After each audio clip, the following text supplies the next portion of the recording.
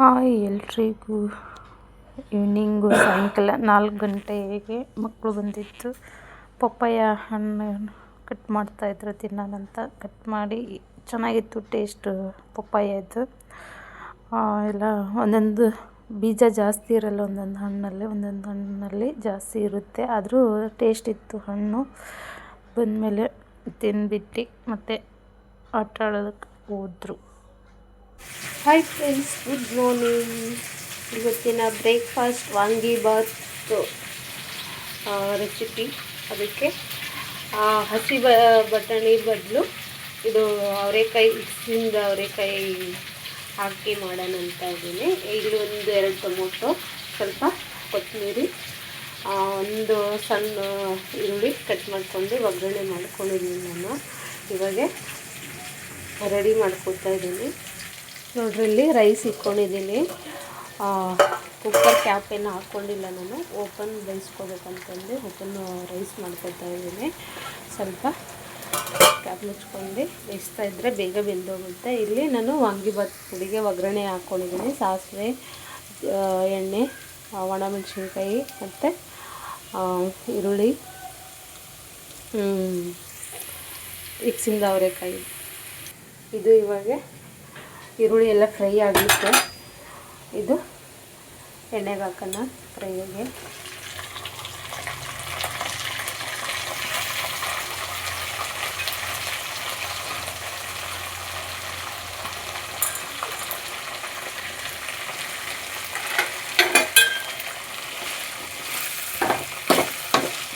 Cut ಮಾಡಿ ಉಪ್ಪು ನೀರಲ್ಲಿ ನೆನೆಸಿಟ್ಕೊಂಡಿದ್ದೀನಿ.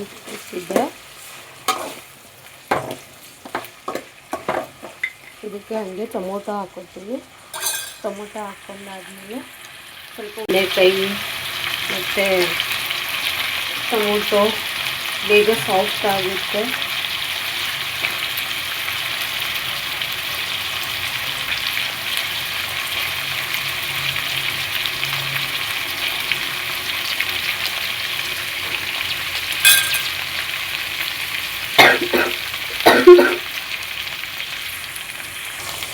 ನೋಡ್ರಿ, ಸ್ವಲ್ಪ ಉಪ್ಪು ಹಾಕ್ತಾಯಿದ್ದೀನಿ ನಾನು. ಅನ್ನಕ್ಕೂ ಹಾಕಿದ್ವಿ, ಸ್ವಲ್ಪ ಮಸಾಲೆಗೂ ಇರುತ್ತೆ. ಸ್ವಲ್ಪ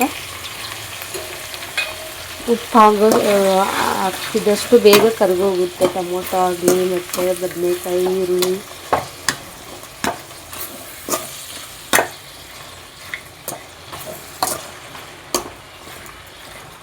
ಇವಾಗ ಇದು ಕ್ಲೋಸ್ ಮಾಡ್ಕೊತೀನಿ. ಸ್ವಲ್ಪ ಕ್ಲೋಸ್ ಮಾಡ್ಕೊಂಡು ಬೇಯಿಸ್ಕೊಂಡ್ರೆ ಬೇಗ ಬೆಂದಿರುತ್ತೆ.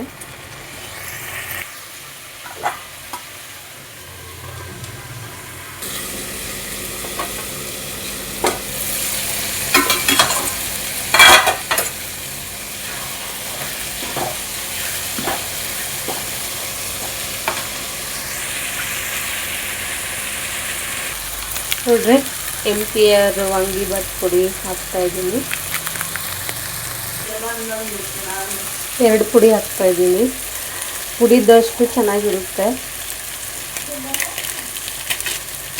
ರೆಡ್ ಕಲರ್ ಬಂದಷ್ಟು ಟೇಸ್ಟ್. ವೈಟ್ ಇದ್ದರೆ ಸ್ವಲ್ಪ ಮಸಾಲೆ ಕಮ್ಮಿ ಬಂದಿರುತ್ತೆ. ಇವಾಗ ಸ್ವಲ್ಪ ಹುಣಸೆಹಣ್ಣು ನೆನೆಸ್ಕೊಂಡಿದ್ದೀನಿ. 2 ಟೊಮೊಟೊನೂ ಹಾಕ್ಕೊಂಡಿದ್ದೀನಿ. ಇವಾಗ ಇದು ಮಸಾಲೆ ಕಲಿಸ್ಬಿಟ್ಟು ಹುಣಸೆಹಣ್ಣು ನೀರು ಕಲಿಸಿ ಹಾಕ್ತೀನಿ.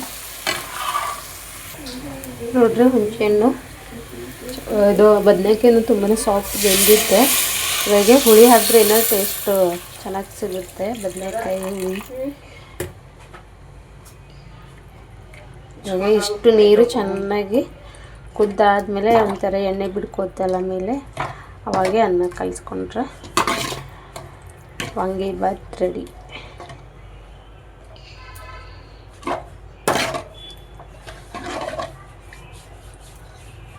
ಲಾಸ್ಟಲ್ಲಿ ಕೊತ್ತಂಬರಿ ಉದ್ದಿಸ್ಕೊಂಡ್ರೆ ಸೂಪರ್.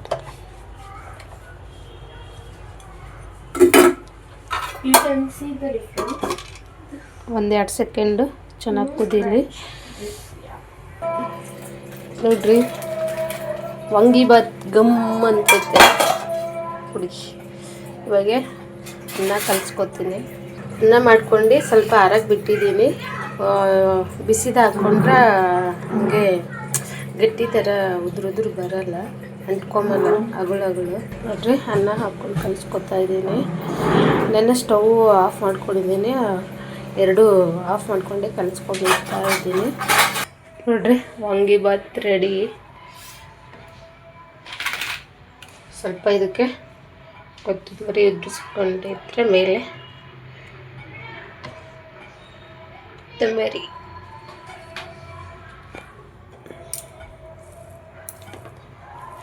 ಲಂಚ್ ಬಾಕ್ಸಿಗೆ ಹಾಗೆ ಮನೇಲಿ ಟಿಫಿನ್ ತಿನ್ನೋಕ್ಕೆ ಡಿಫ್ರೆಂಟಾಗಿ ಅವಾಗವಾಗ ಈ ಥರ ಚೇಂಜಸ್ ಇದ್ದಷ್ಟು ಮಕ್ಳಿಗೆ ಇಷ್ಟ ಆಗುತ್ತೆ. ನೋಡ್ರಿ ವಾಂಗಿಬಾತ್ ರೆಡಿ. ನೋಡ್ರಿ ನೀವು ಈ ಥರ ಮಾಡಿ ನೋಡಿ ಟೇಸ್ಟ್ ಹೇಗಿರುತ್ತೆ ಅಂತ. ನಾನು ಹೆಸರು ಕಾಳು ಇಕ್ಸಿನ ಬೇಳೆ ಯೂಸ್ ಮಾಡ್ಕೊಂಡು ಮಾಡಿದ್ದು, ಹೇಗೆ ಬಂದಿತ್ತೆ ಅಂತ ಕಮೆಂಟ್ ಮಾಡಿ.